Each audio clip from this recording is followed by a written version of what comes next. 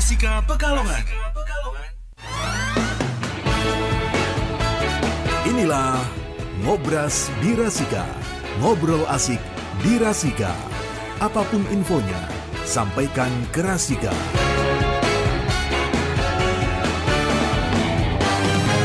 Iya, apapun infonya sampaikan ke Rasika. Kita saatnya ngobras berpalekat, berbicara pemilu santai lebih dekat bersama Bapak Ahyar Budi Pranoto SMN, Divisi Sosialisasi Pendidikan Pemilih, Partisipasi Masyarakat dan SDM KPU Kabupaten Pekalongan. Ya, selamat pagi Pak Ahyar. Selamat pagi. Alhamdulillah sehat Pak. Sehat, alhamdulillah Mas Jamil. Kelihatan seger banget seger, ini. Habis minum seger. es teh apa kelihatan seger? Pakai teh hangat aja Pak. Oh, teh hangat ya. Karena udah menghindari es yang dingin-dingin itu ya. Iya, jarang pokoknya. Jarang. Oh, kalau jarang panas berarti bener. Nggih. Apalagi dari termos ya. Berarti itu Pak. Kalau jarang itu panas.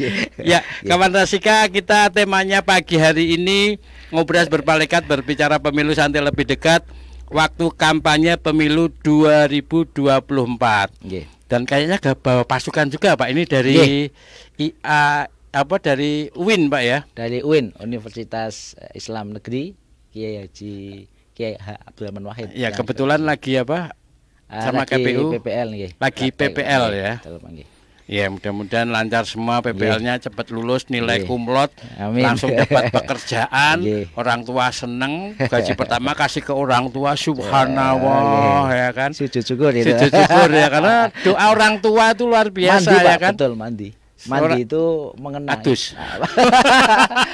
Bahasa Jawa ki, Pak. Mandi. Ya, mandi itu mustajab. Mustajab. Betul, Ya. betul. Doa orang tua tuh Nggih. nyundul pintu langit Betul, ya kan? Mengetuk betul. pintu langit ya kan. Sampai orang tua tuh selalu mendoakan terus ya Pak ya. Betul, nggih. Sampai akhir hayat Pak ya. Nggih. Pernah nggak orang tua doain sebelum kita ke waktunya kampanye? Iya. Pernah ada doa yang selalu diingat Pak Ahyar dari orang tua? Kowe dadi wong sing bejo gitu lah. Itu yang saya ingat. Wes subhanallah, jadi orang yang bejo. Betul. Karena itu orang yang saya ingat. Iya, orang pinter Masih tuh kalahnya sama orang bejo. Betul, nggih. Tapi biasanya orang bejo tuh orang pinter. Gitu, Orang nggih. pinter biasanya bejo. Nggih. Itu Iya, yang saya iya. ingat, Pak, dari Iya, kecil. saya selalu ingat juga ibu saya malah jadilah orang yang jujur. Nggih. Nah, jadilah orang jujur. Kalau kamu ikut dengan siapa, jadilah orang yang jujur. Itu juga selalu saya ingat ya kan. Nggih. Jujur, apalagi jujur kacang hijau itu subhanallah nikmat banget pagi hari ini. Iya, betul. Ya, kita kembali lagi ke tema waktunya kampanye 2024. Nah, kampanye orang kan mesti kampanye itu identik, setahu saya atau mungkin orang awam taunya kampanye itu identik dengan hura-hura, rang, woi. Kemudian gitu ya. ada bentrokan, ada tawuran. Betul. Tapi kalau kampanye menurut KPU sendiri itu apa sih Pak Ahyar? Nggih. Jadi kampanye itu kalau dalam regulasi itu kan diatur gitu ya Pak ya. Berarti menyampaikan visi misi gitu ya partai gitu, tanda gambar dan sebagainya. Menyampaikan visi misi, tanda gambar ya, dan sebagainya. Ya, untuk kaitannya dengan yang menyampaikan itu adalah tentang citra diri peserta pemilu itu. Citra diri peserta pemilu baik perorangan ataupun partai mungkin. Betul, karena pemilu nanti di 2024 itu kan ada 5 suara Pak. Jadi memilih presiden dan wakil presiden. Nah, itu kan ada timnya gitu kan. Yang kedua adalah memilih DPD ya, perwakilan daerah. Itu kemudian itu provinsi kalau DPD ya. Kemudian DPR pusat ya. Pileg kan berarti itu pusat, kemudian provinsi dan di kabupaten kota. Ya, jadi ada itu Pak. Pemilu 2024 itu pilpres, Pileg, Demam, DPD. Itu pileg ya. Pileg. DPD ya, ada 5. Seperti itu, Iya. Jadi kampanye itu menyampaikan visi dan misi pencitraan.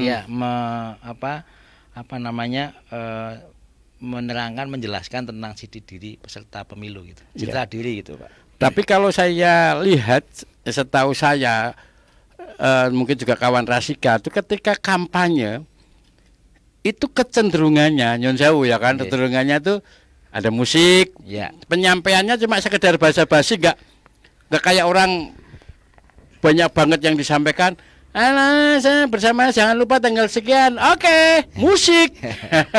Itu gimana? Apa ada pantauan kalau pas waktu kampanye itu dari KPU? Betul. Iya. Agar sesuai dengan aturan yang ada. Okay. Jadi begini Pak Jamil. Jadi kampanye itu diatur untuk pemilu 2024 nanti itu 75 hari. Oh, 75 hari. Dulu kan sampai 6 bulan begitu ya. 6 bulan. Ini 75 hari. Jadi berarti berapa bulan tuh? Dari 30. Kira-kira 30 kali 2 berarti 2 bulan. 2 bulan setengah ya? Ya. Kurang lebihnya. Okay.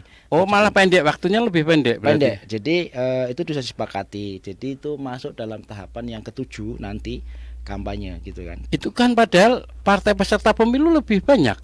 Kalau Orde Baru kan cuma 3. Betul. Nah, ini lebih banyak dengan waktu yang terbatas untuk kampanye itu, apakah nggak repot nanti mungkin terjadi bentrokan karena jadwalnya yang bersamaan, meskipun mungkin beda tempat, tapi suatu saat akan ketemu dan menimbulkan sesuatu yang nggak diinginkan. Gimana itu? Jadi begini Pak, nanti apa namanya, ini kan masih pendaftaran partai politik nanti. Ya. Ini kan lagi diumumkan. Nah, tanggal 1 sampai 14 itu nanti kita buka secara umum begitu ya. Agustus ini sesuai tahapan. Nah, nanti saat ini per kemarin itu ada 38 partai politik secara nasional ya, baik yang lama maupun yang baru gitu kan. Totalnya gitu Pak. Yeah. Kemudian 8 partai politik di Aceh gitu, kira-kira begitu. Nah, nanti prosesnya kan ada verifikasi administrasi dan verifikasi faktual. Iya, masuk kira-kira enggak begitu. Nah, mereka masuk apa enggak? sebagai nanti, peserta pemilu. Betul, nanti ada penetapan namanya peserta pemilu itu jadi Pak. Sebelum kampanye itu nanti ada pembagian jadwal buat para peserta. Betul. Karena ini memang belum pesertanya belum siapa-siapa itu belum. Gitu. Jadi tapi jadwalnya udah Pak. Jadwal berkaitan waktu secara detail belum, tetapi jadwal tanggal ringnya 28 November 2023 nanti sampai tanggal tambah 75 hari. Berarti sekitar sampai tanggal 11 Februari karena 3 hari itu ada hari tenang. Jadi 14 Februari 2024 itu kan pemilunya. Jadi dikurangi 3 hari itu hari tenang. Hari tenang. Nah, sebelum hari tenang itu kampanye, kira-kira begitu. Dihitung 75 hari kira-kira begitu. Iya, karena tanggal 14 Februari itu pelaksanaan pencoblosan ya. Betul. Untuk pemilihan Pilpres. Betul. Kemudian DPD, DPR pusat, provinsi sama daerah, kabupaten. Kira-kira begitu. Ya, jadi kawan Rasika mungkin bisa diingat, dicatat. Artinya ketika kita lagi ngobrol sama siapa aja tentang pemilu, tentang apapun kita tahu. Betul. Pinter banget kok tahu kamu. Ya karena dengerin terus Ngobras Berpalekat, berbicara pemilu santai lebih dekat. Betul Pak. Kalau kampanye tahun 2019 itu pas pemilu itu ada penjadwalannya gimana? Apakah jadi kalau dulu 2019 kan sama itu Pak, 5 suara dan Pilpres. Jadi ada waktunya. Jadi misalnya untuk 7 bulan ya, dulu ya. Itu hampir 6 bulanan lah. Hampir 6 bulan. Itu kan ada zona 1, zona 2 begitu Pak. Kira-kira tempatnya. Apakah ini nanti kan kalau presiden, apakah provinsi Jawa Tengah ditempati pada Jawa Tengahnya di mana gitu, kira-kira begitu. Gitu. Itu zona 1 misalnya. Kita waktu itu masuk zona 2. Dibagi daerahnya. Lah begitu juga nanti waktu untuk kampanye yang pileg gitu ya, yang DPRD, baik itu apa namanya provinsi maupun kabupaten kota.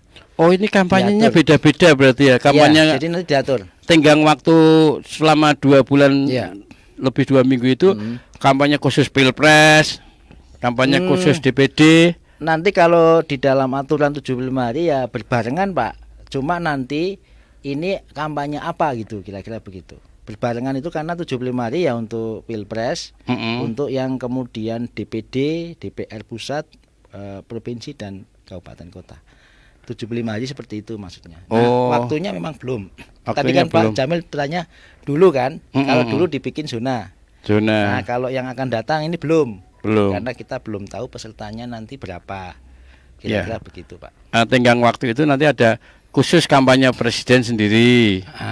Terus khusus di panggung kampanye DPR atau Pileg sendiri gitu. Biasanya ini Pak, bareng sesuai barengan begitu. Oh, bareng satu panggung itu bareng. Ya, oh ya. iya. Makanya dibikin zona itu biasanya berbarengan. Karena kan yang mengusung presiden itu kan berdasarkan hasil pemilu yang lalu gitu Pak. 2019 itu partai-partai apa gitu. Partai pendukung, pengusung gitu kan kira-kira. Ya, oke. Jadi kawan Rasika sekali lagi kampanye pemilu 2024 itu mulai tanggal 28 November sampai 11 Februari. Terus pemilunya pelaksanaannya 10, coblosan tanggal 10 tadi Pak ya. Kan 3 hari berarti 10 10. ya. Tanggal 14-nya tuh coblosan. Okay. Ya, dan kemudian pemilihan presiden, DPD, pileg, kemudian DPR provinsi sama DPRD kota atau kabupaten. Oke, nanti kita lanjutin lagi Pak Ahyar. Intinya kita udah mendapatkan informasi yang jelas pelaksanaan pemilu dan juga kampanye. Ya, nanti kita lanjutin lagi tetap di ngobrol asik di Rasika. Rasika FM.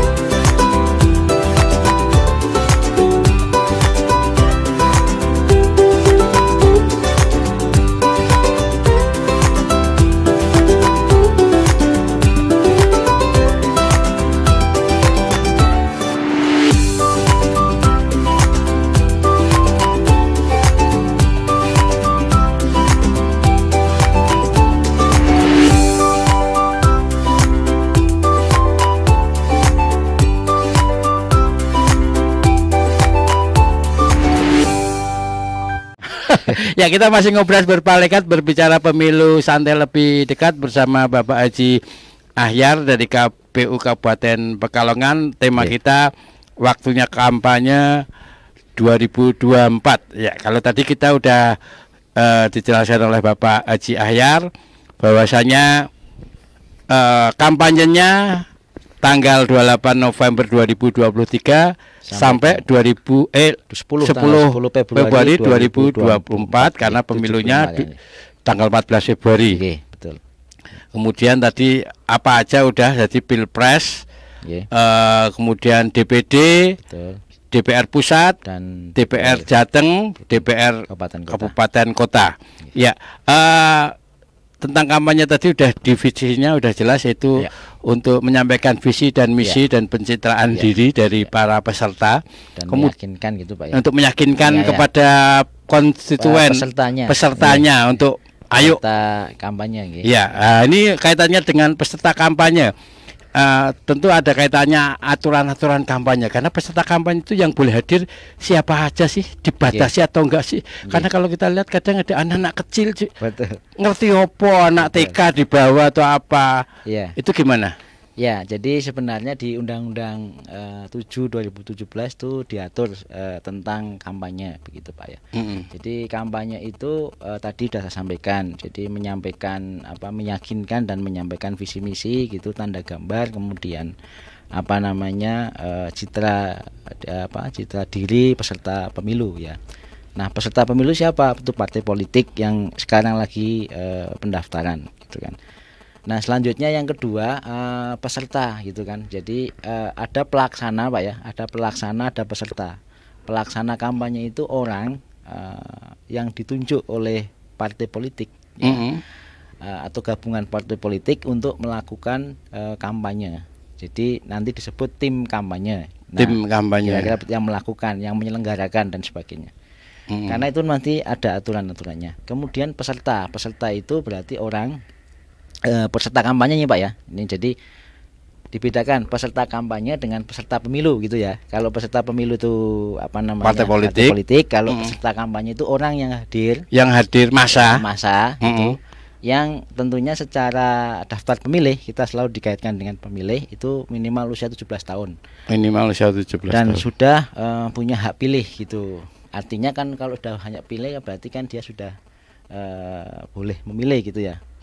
Nah, kemudian tadi yang disampaikan tentang anak-anak, berarti kan di bawah umur Pak ya? Di bawah umur. Itu ya tidak boleh, aturannya jelas gitu ya. Artinya membawa anak kecil dan sebagainya gitu. Tempat-tempatnya juga sudah diatur di mana gitu kan. Tempatnya itu misalnya di lapangan gitu yang boleh gitu kan. Ada seleksi nggak dari petugas yang ngawasi itu, Bawaslu atau KPU petugas? Ini ada anak kecil kok bisa masuk mungkin? Ya, yang mengawasi nanti Bawaslu Pak. Bawaslu dengan ya. regulasi yang nanti dikeluarkan kaitannya dengan kampanye nanti. Jadi minimal tidak jauh berbeda dari undang-undang yang secara umum mengatur tentang kampanye tadi itu. Sehingga nanti jelas. Jadi yang mengawasi itu Bawaslu Pak ya. Nah, nanti kalau mau kampanye juga peserta pemilu itu harus melaporkan ke pihak keamanan Polres begitu ya. Tembus ke KPU juga ke Polres, ke STTP. Jadi STTP itu surat tanda pemberitahuan untuk kegiatan itu, STTP namanya itu. Yang kemudian mau kampanye di mana. Cuma diatur juga Pak nanti waktunya. Jadi waktunya pagi, kan siang atau sore. Pagi, siang atau sore biasanya ada jamnya Pak.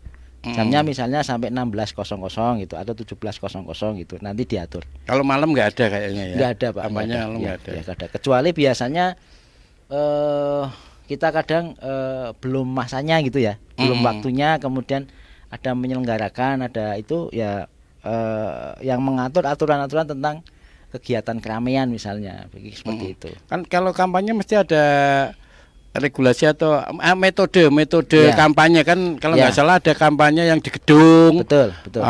Kemudian kampanye terbuka yang di lapangan, itu gimana? Ya, metode kampanye itu langsung maupun tidak langsung. Itu pilihan peserta pemilu atau dipilihkan oleh panitia atau penyelenggara pemilu? Kita sudah diakomodir sudah beberapa yang kita sajikan Pak. Sajikan itu bisa semuanya. Contoh misalnya pertemuan tatap muka, ya berarti kan di lapangan, pesertanya dibatasi. Kalau dulu waktu pandemi dibatasi di ruangan, hanya 50 orang begitu. Nah kalau di lapangan kan berarti sesuai kapasitas lapangannya, kira-kira begitu. Nah kemudian kalau ada pertemuan yang tidak langsung itu misalnya model Zoom gitu Pak ya, Google Meet dan sebagainya itu. Kemudian pemasangan alat peraga. Itu bagian dari metode. APK, bagian dari metode. Alat peraga itu kan bisa baliho, bisa spanduk gitu kan Pak. Iya. Bisa selebaran yang kita fasilitasi. Bisa juga kemudian lewat di media. Betul, makanya yang ketiga ada media. Media itu bisa cetak, bisa elektronik gitu kan. Bisa di koran gitu kan, bisa di radio, bisa di TV. Ya, itu media. Itu juga nanti kita fasilitasi Pak. Mana yang boleh gitu. Itu bagian dari yang kita fasilitasi. Termasuk nanti ada namanya debat calon untuk presiden. Kira-kira begitu Pak. Jadi metodenya tadi ya. Terbuka atau terbatas, kemudian tatap muka tadi. Tatap muka terus alat peraga kampanye namanya, sama bahan kampanye itu bentuknya bisa spanduk, brosur, baliho gitu kan Pak. Ada selebaran gitu. Yang kemudian kita fasilitasi. Ada pembatasan juga enggak? Karena kan misalnya peserta pemilu yang duitnya banyak, balihonya gede terpasang di mana-mana. Ada pembatasan kayak gitu gak? Kemudian juga kampanye baik di media sosial atau media mainstream itu juga ada batasannya enggak? Karena misalnya pemilik partai kan ada yang juga yang punya media. Betul. Nah, itu ada pembatasan juga enggak? Jadi ada Pak, jadi ada namanya iklan kampanye begitu. Ada iklan yang difasilitasi. Kan iklan-iklan itu ada yang kemudian difasilitasi kita aturan. Ada yang bentuknya kemudian komersil gitu Pak. Nah, bagian yang kita kaitan dengan kampanye ini yang kita fasilitasi. Kalau kita fasilitasi berarti ada aturan, ada batasan-batasan. Contoh misalnya pembuatan spanduk itu ada ukurannya, ada jumlahnya, gitu kan, itu kita tetapkan nanti. Bahkan isi tulisan juga ada aturan, nggak boleh syarat atau apa mungkin. Betul, di dalamnya itu. Nah nanti itu pengalaman kemarin saya itu kemudian partai politik mengajukan dan gabungan politik mengajukan di pemilu, kemudian kita tampil mana itu. Tetapi biasanya kalau yang pemilu itu dari pusat sampai ke daerah Pak. Maksud saya untuk presiden ya. untuk itu. Tapi untuk yang pemilihan pilkada itu kan di daerah, itu mereka menyampaikan ke kita settingannya, ukurannya. Gitu. Dan nanti kita sampaikan dua-duanya, misalnya, oh iya ini seperti ini, kira-kira begitu. Sehingga nanti hasilnya tidak jauh dari itu. Yang boleh ini, yang tidak enggak seperti ini. Oh, mereka harus mengajukan dulu ke kita untuk ke KPU. Untuk jadi settingan istilahnya, gambar ininya itu desain, betul, desainnya dan sebagainya, termasuk kata-katanya Pak. Kalau nanti di radio juga ada durasi. Oh, ada durasi kata-katanya juga, durasinya juga ada aturannya. Betul, ada aturannya, karena tadi tidak boleh sara, menjelek-jelekkan dan sebagainya. Itu kira-kira begitu. Itu tidak boleh, sehingga nanti durasinya katakanlah 30 menit misalnya, atau sekian detik itu. Setiap hari apa gitu, spotnya juga kita kita atur. Oh, berarti teliti banget, detail ya Pak, detail. Jadi nggak boleh sembarangan kampanye, pasang baliho spanduk. Betul. Sesuai dengan keinginannya sendiri, nggak ada harus sesuai aturan dari KPU itu. Kemudian kalau ada pelanggaran kayak gitu sudah ranah Bawaslu Pak. Betul. Jadi nanti setelah disepakati bersama sesuai aturan itu gitu kan, oke, tanda tangan itu nanti eksekusi kira-kira begitu. Bawaslu dapat nih tembusannya. Nah, kalau tidak sesuai itu, misalnya mereka kan punya kepanjangan tangan di desa dan sebagainya mengawasi. Oh, jumlahnya sekian di total kok. Harusnya 1000 misalnya, nggih. Tapi kok ini jumlahnya 1500, yang 500 apa ini, kira-kira begitu Pak. Apakah itulah. Jadi regulasi kita, aturan itu untuk mengatur pelaksanaan dan juga untuk menjadi pedoman teman-teman sahabat Bawas pengawasan itu. Oh ya. Jadi tadi berarti ada jumlah, jumlah APK, kemudian juga ukurannya gitu diatur Pak. Isi juga gitu. Tidak boleh syarat dan sebagainya gitu kan. Iya, dan yang sudah mereka taat 100% aturan itu atau masih ada pelanggaran? Ya, kalau kemarin pengalaman kami ya alhamdulillah taat sih Pak. Taat dalam artian memang kita harus sabar, kita melayani dengan baik gitu kan Pak. Karena kan menyangkut banyak orang gitu, kira-kira begitu. Ya, artinya taat gitu Pak. Walaupun dengan ada dinamika. Ada dinamika ya. Di dalamnya kan ada dinamika Pak. Tetap gitu. Iya, kalau semuanya taat aturan, insya Allah berjalan dengan lancar sesuai dengan apa yang kita harapkan, dan pesta demokrasi bisa berjalan dengan sukses, enggak cuma kuantitasnya tapi juga kualitas. Itu yang lebih penting, apalagi keikutsertaan para pemilih yang terus digodok oleh KPU ya kan. Pemilih pemula, pemilih milenial, pemilih manula juga ya, agar tetap ikut berpartisipasi. Oke Pak Ahyar, nanti kita lanjutin lagi. Kawan Rasika, asik sekali ngobrol bersama Bapak Haji Ahyar dari divisi Sosdikli Parmas dan SDM KPU Kabupaten Pekalongan. Tetap di Ngobras Berpalekat, berbicara pemilu santai lebih dekat. Rasika FM. Hai teman pemilih, masih ragu apakah kamu sudah terdaftar jadi pemilih atau belum? Eits, tenang aja, sekarang kamu bisa memastikannya lewat aplikasi di handphone loh. Caranya dengan download aplikasi Lindungi Hakmu di Google Play Store. Buka aplikasi Play Store, ketik Lindungi Hakmu di kolom pencarian lalu install. Untuk cek data pemilih kamu, klik kolom pencarian lalu masukkan kabupaten atau kota tempat kamu tinggal dan nomor identitas kependudukan. Setelah itu akan muncul otomatis data bahwa kamu sudah terdaftar sebagai pemilih. Jika data kamu sudah benar, klik benar ini saya. Jika salah, klik ubah data. Apabila kamu belum terdaftar atau menjadi pemilih pemula, klik menu daftar jadi pemilih. Lalu, isi form wilayah. Jika sudah, klik lanjut isi formulir. Dan lengkapi form data pemilih baru sesuai yang disediakan. Gimana? Lebih mudah kan?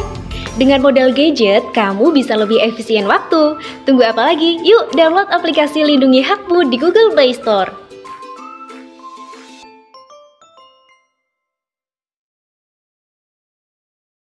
Tak bisa pindah ke lain hati, tak bisa pindah ke pilihan yang mungkin dari awal sudah, pokoknya kampanye apapun kapanpun pemilu, pilpres atau apa, tetap pilih ini. Tapi ketika kampanye bisa jadi berubah ketika melihat visi dan misi peserta pemilu meyakinkan atau enggak, ya kan. Dan kadang pilihan itu bisa berubah. Kita bisa berubah, tadinya kita milih peserta pemilu atau pilpres ini itu setelah adakannya kampanye itu bisa mempengaruhi orang ya Pak Ahyar ya. Betul. Ya bisa mempengaruhi orang untuk berubah atau malah semakin yakin dengan pilihannya. Ya tapi tadi kaitannya dengan metode kampanye. Metode kampanye diantaranya tadi tertutup, terbuka, kemudian diantaranya pemasangan alat peraga kampanye. Tadi ada aturan ukurannya berapa, terus isi tulisan itu nggak boleh sara, kemudian kalau di media radio atau TV durasinya juga semua pakai aturan. Kemudian juga itu apa tempat-tempat pemasangan alat peraga kampanye itu juga ada aturannya nggak? Ada Pak. Jadi tadi berkaitan dengan metode kampanye itu istilahnya terbuka tertutup itu ada pertemuan terbatas ya, pertemuan terbatas sama pertemuan terbuka kira-kira begitu. Oh ya. Jadi biar masyarakat ngerti gitu. Kok tertutup Pak gitu? Bukan, maksudnya pertemuannya terbatas orang sama pertemuan terbuka yang di lapangan. Bukan di gedung terus ditutup pertemuan. Kampanye gitu. Tertutup ya kan. Terus kampanye terbuka, jendelanya dibuka, pintunya dibuka. Betul. Ya, jadi memang tadi yang saya sampaikan metode itu misalnya tadi bahan kampanye contohnya brosur, selebaran itu juga diatur Pak. Diaturnya itu satu ukuran. Misalnya ukuran paling besar 8 cm 21 cm kira-kira begitu. Misalnya itu diatur. Oh, dari sekecil brosur juga ya. Tempat pemasangannya pun diatur. Yang tidak boleh sama yang boleh. Yang tidak boleh sama yang boleh tempat pemasangan APK ya. APK ya. Ada bahan kampanye, ada APK Pak. APK itu alat peraga kampanye. Alat peraga kampanye itu apa? Itu spanduk, ada ukurannya, ada baliho. Nah, itu juga ada ukurannya Pak, kira-kira begitu. Iya. Dan baliho, serindang baliho. Gitu. Selingan Pak. Ya, ndang baliho gitu ya. Nah, itu ada ukurannya. Tempat-tempatnya sudah kita tentukan Pak. Tentunya karena kita melibatkan beberapa aturan di pemerintah daerah dan untuk kampanye itu juga sama gitu. Oh enggak, ada aturannya, berarti enggak boleh sembarangan, misalnya di masjid, sama di tempat ibadah lah itu maksudnya. Yang boleh, kemudian yang tidak boleh misalnya di tempat ibadah. Di tempat ibadah. Tempat ibadah itu kan berarti masjid. Banyak. Sarana prasarana umum, misalnya seperti itu. Kemudian umum itu maksudnya rumah sakit gitu Pak rumah ya. Sakit. Kemudian ada tempat sekolah, ada sekolah. Begitu kemudian jalan protokol. Jalan protokol itu misalnya yang di dekat pusat tol, pemerintahan. Nah, gitu ya. Jalan protokol Pak. Jalan protokol itu bisa jalan utama, bisa jalan di dalam tol itu gitu kan, kira-kira begitu. Nah, kalau yang di pusat kota juga diatur, termasuk pusat kota itu. Jadi diatur tentang tempat-tempatnya di mana begitu. Termasuk kalau yang ditempati itu milik perseorangan maupun badan usaha itu harus ada izinnya Pak. Jadi saya mau memasang di tempatnya Mas Jamil di halaman. Walaupun saya teman Mas Jamil itu harus ada izin. Jangan sampai nanti pernah kejadian nih, karena itu dianggap tanah kosong, tapi ada yang milik kan ya. Kemudian dipasangi kira-kira begitu. Sebetulnya boleh, di situ boleh diatur. Tetapi kemudian kan orangnya nggak merasa diberikan izin dipasangi, itu loh. Apalagi berbeda dengan mungkin pilihannya. Ya. Ini agak digeser, jangan di situ. Ini kan, nah itu yang menjadi temuan-temuan teman-teman Bawaslu yang seperti itu Pak. Berarti harus ada izin. Ada izin juga. Ada. Jadi masang di sini harus ada izin pemasangan dari tempat yang dipasang itu. Jadi begini Pak. Jadi ada izin yang kemudian sudah kita izinkan secara misalnya di tingkat kabupaten begitu Pak ya, untuk pemasangannya di mana, di titik-titik mana dipasang, misalnya sepanjang dari KPU ke Karanganyar misalnya seperti itu, itu boleh. Tetapi misalnya di masjidnya, di sarana sekolah tidak boleh dan sebagainya, misalnya seperti itu, tempat ibadah dan sebagainya. Nah, yang boleh-boleh itu boleh. Nah, pada saat memasang yang boleh itu kan tentunya ada tanah masyarakat atau milik badan usaha, itu harus ada izin Pak. Karena biasanya kan di depan pabrik atau di depan tempat usaha dipasang itu kan tidak berkenan. Oh iya. Kalau tidak ada izin gitu. Atau rumah tanah kosong gitu. Atau tanah kosong atau rumah kosong sebelahnya saya tapi di tengah-tengah gini masangnya kira-kira begitu. Oh iya. Merasa ini agak ini. Tapi kalau punyanya Pak Jamil sendiri ya enggak apa-apa. Jadi saya misalnya Pak Jamil nggih. Jenengan pendukung tertentu gitu masang di itu enggak apa-apa. Ya, apalagi karena memang harus izin kan. Nempelin pamflet di tembok-temboknya pabrik, temboknya rumah orang itu kan informasi mengotori ya kan. Mengotori. Nah, biasanya itu juga kita atur Pak, selebaran yang tempel-tempel di tembok-tembok. Di apa ini paling apa tiang listrik ya. Kira-kira kan begitu. Itu sebenarnya kan enggak boleh Pak diatur gitu kira-kira. Oh, tiang listrik enggak boleh, tapi kenyataannya itu di ada aja di tiang listrik, kemudian di pohon katanya dipaku itu para penyayang pohon itu melukai pohon itu kan benda hidup ciptaan Allah ya kan kayak dilukai artinya kan tidak diperkenankan. Ada aturan juga ada Pak, nggak boleh kan di pohon. Boleh ada aturannya gitu. Jadi mana yang boleh, cara ininya bagaimana. Misalnya hanya melintang begitu kan Pak. Ya, dan tidak boleh dipaku misalnya seperti itu. Hal-hal seperti itu sebenarnya detail kita atur. Cuma intinya nggak boleh di sini gitu kan. Boleh di sini gitu sudah kita kita sudah tetapkan nantinya. Iya. Ya, biasanya dalam kampanye itu kan kadang ada pelanggaran-pelanggaran. Betul, okay. Hampir setiap kali mesti ada pelanggaran, entah itu banyak atau dikit, pasti selalu ada pelanggaran. Ini bentuk pelanggaran kampanye yang pernah terjadi itu bentuknya apa saja yang pernah ada di Kabupaten Pekalongan ini? Ya, jadi biasanya itu ada kegiatan Pak di serambi masjid atau bahkan di masjidnya, gitu tanpa ada surat STTP tadi, atau ada pemberitahuan ke KPU gitu, atau mereka menyatakan bukan kampanye karena tidak ada unsur-unsur kampanye, gitu kan begitu, atau belum waktunya Pak. Nah, pelanggaran-pelanggaran yang pernah terjadi seperti itu pernah ada. Belum waktunya kampanye, jadi mereka melakukan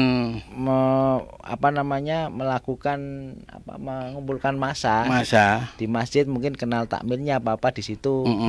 Mungkin acara apalah misalnya, kemudian diselingi itu Pak. Diselingi mengajak gitu kan. Mengajak. Ya itu ya nggak boleh. Itu kan nggak, iya artinya kan kalau ada mengajak. unsur itu maksudnya mengajak. Mengajak mencoblos gitu kira-kira begitu. Itu nggak boleh kalau ada unsur itu. Tapi tergantung yang menyampaikan. Misalnya, saya bukan peserta pemilu, saya hanya seorang dai atau seorang pendeta atau apa kayak ya kan di tempat ibadah. Mengajak kan saya orang di luar partai atau peserta pemilu. Itu kecuali kalau yang bersangkutan peserta pemilu itu kampanye di tempat ibadah. Itu gimana Pak? Bedanya. Jadi kalau bedanya kan mengajaknya ini mengajak secara umum apa khusus ada unsur tadi Pak. Unsur itu tadi kan mengajak itu eksplisit, misalnya ada nomor, ada gambar, ada nama gitu Pak. Tapi kalau misalnya sukseskan pemilu, sukses pemilihan pilkada itu kan secara umum mensukseskan. Misalnya ajakannya seperti itu. Kan begitu Pak. Nah, kalau ajakan kan bisa, tapi kalau ajakan kemudian pilih perorangan, ini nomor ini itu kan sudah mengajak itu Pak. Sudah mengajak hitungannya. Siapapun yang menyampaikan betul di situ sudah mengajak. Cuma apakah kena pasal? Pasal itu maksudnya begini Pak. Unsur kemudian menjadi delik aduannya itu terpenuhi apa tidak? Terpenuhi itu apakah yang bersangkutan menyampaikan tim atau anggota peserta pemilu tadi, atau tim kampanye tadi, atau masyarakat, tokoh masyarakat, kan begitu. Yang kedua waktunya, yang ketiga memang ada surat pemberitahuannya apa tidak.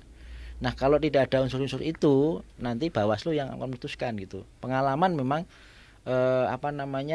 karena sudah ada di tingkat bawah itu kan menjadi catatan Pak. Catatannya kan direkomendasi ke kita. Ini kan belum waktunya kira-kira begitu. Nanti kita yang menyampaikan.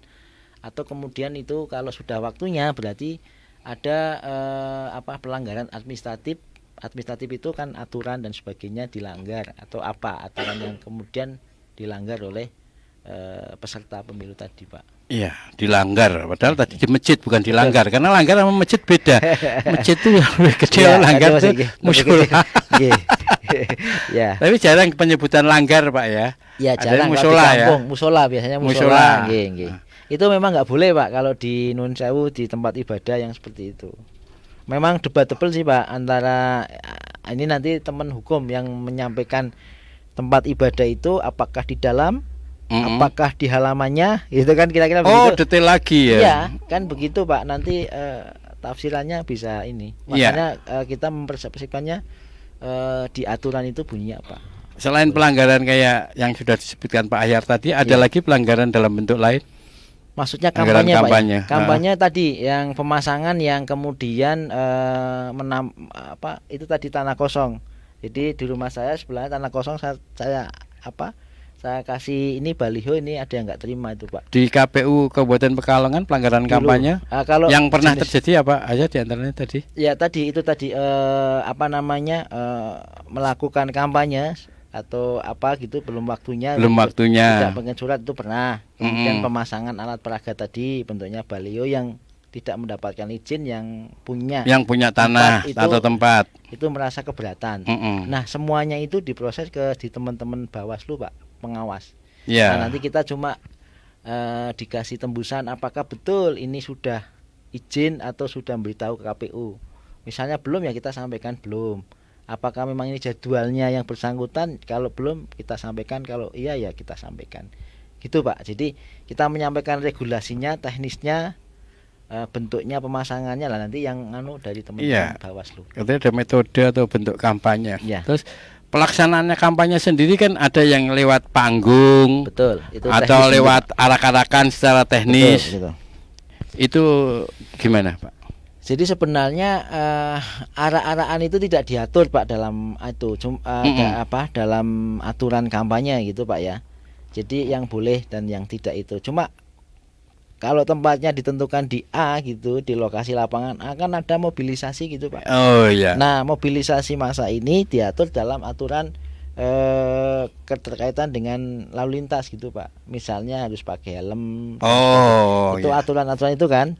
Otomatis yang punya kendaraan kebanyakan kan tidak. Nah itu kenanya aturan nanti ke aturan lalu lintas gitu. Bukan aturan dari KPU ya kan. KPU-nya intinya tempat itu ya di situ. Tempatnya itu diatur gitu Pak. Iya.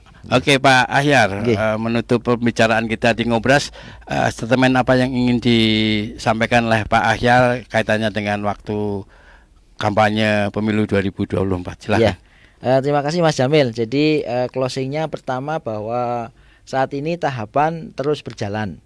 Nanti di tahapan kampanye akan kita sampaikan ke masyarakat dan juga ke peserta pemilu bahwa tahapan kampanye nanti akan dilaksanakan selama 75 hari.